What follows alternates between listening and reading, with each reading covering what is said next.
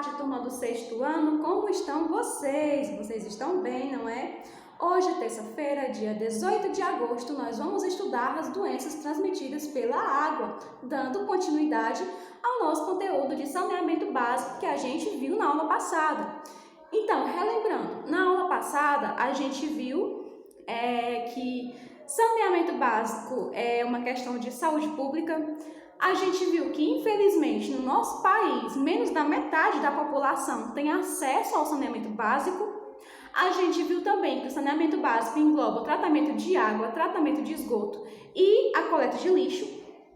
E a gente viu também, não é, a questão do tratamento da água, que é feito através de alguns processos químicos de separação de misturas. Então, hoje, dando continuidade, nós vamos ver por quê, nós vamos ver o motivo pelo qual o saneamento básico é uma coisa tão importante, porque a ausência do saneamento básico pode causar muitas consequências negativas e são estas aqui que a gente vai ver hoje. O nosso livro, ele apresenta essas 4 doenças transmitidas através da água, mas existem muitas outras, certo? E galera, a OMS, a Organização Mundial da Saúde, ela chama essas doenças realmente de doenças da água, certo? Porque elas são transmitidas através da água contaminada, perfeito? Então vamos lá. Começando pela cólera. A cólera é uma doença que hoje não causa mais tanto terror, mas antigamente, no século XIX, muitas pessoas morreram por causa dela. No século XIX, no Brasil, teve uma epidemia de cólera. Então, foi bem triste mesmo, muitas pessoas morreram. E aí vocês podem pensar, por que as coisas mudaram?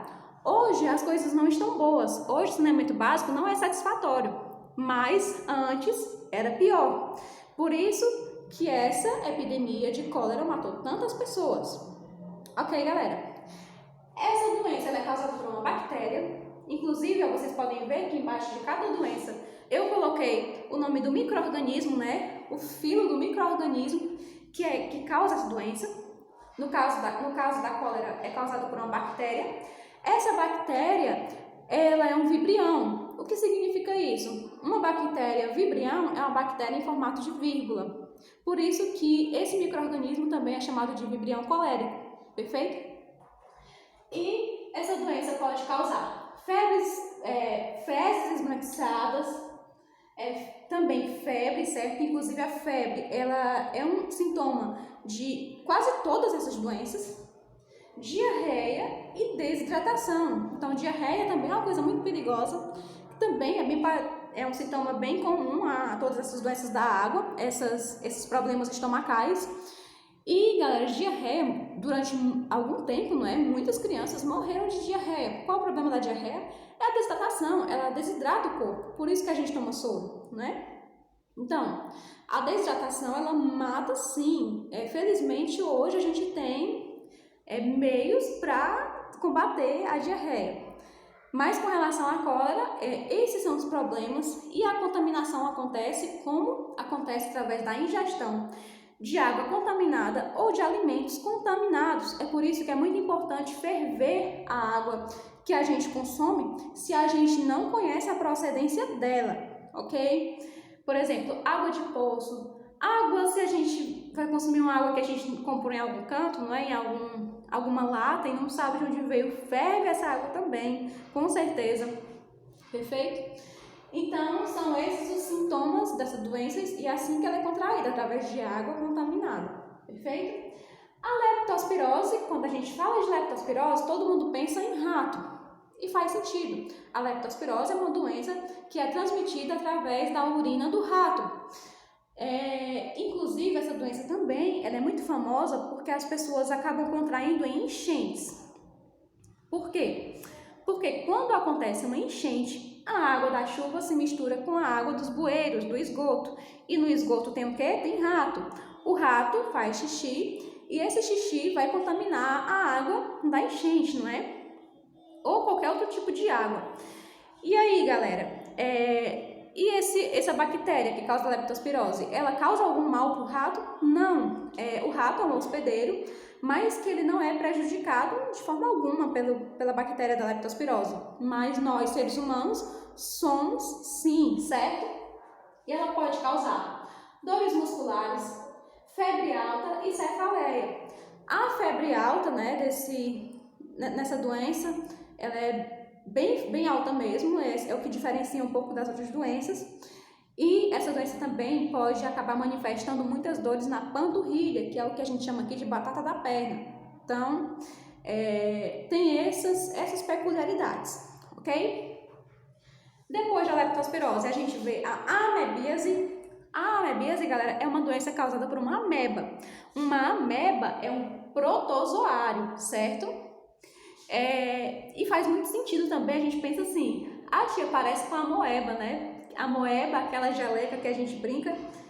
Eu penso que faz sentido, porque olha só a estrutura de uma ameba. A estrutura da ameba é tipo essa estrutura mesmo, sabe? Como se alguma coisa fosse espatifada no chão. Pois é.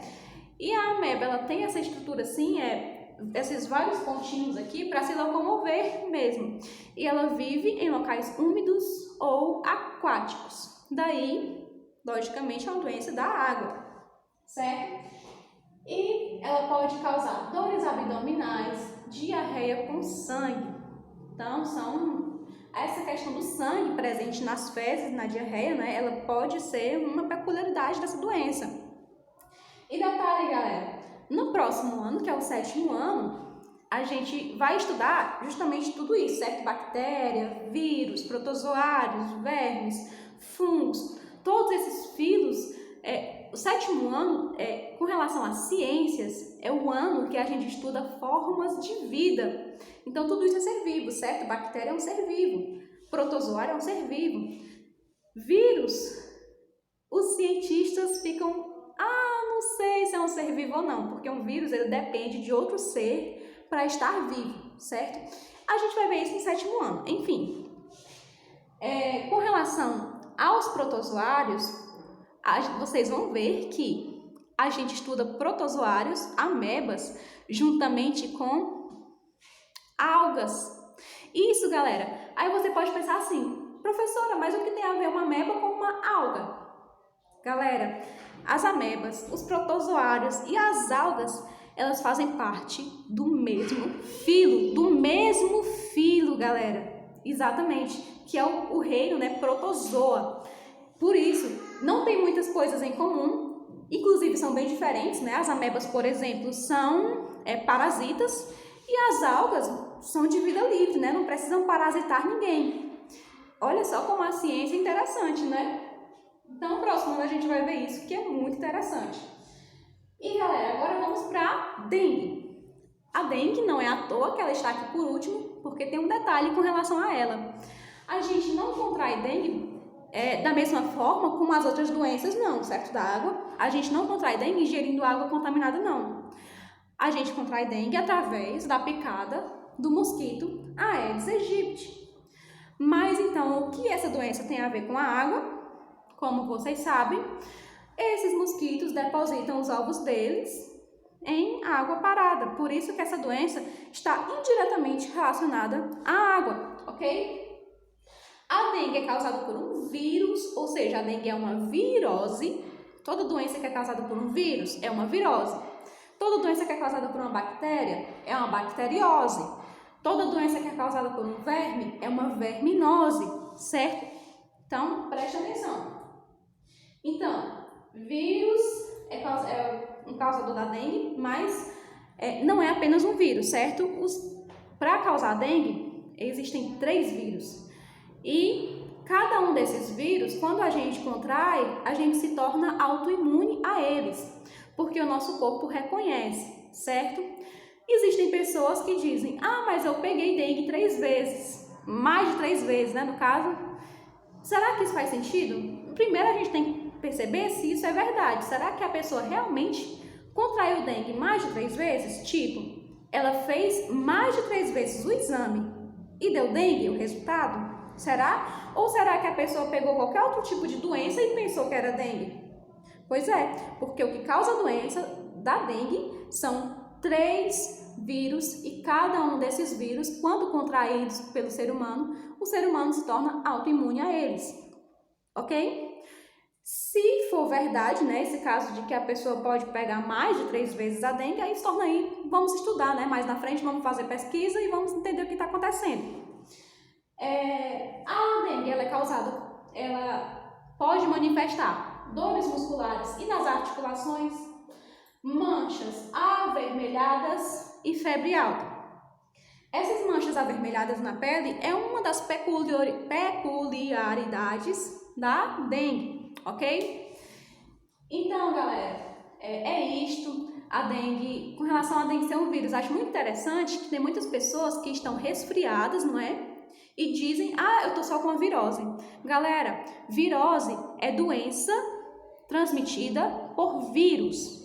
Resfriado não é virose, perfeito?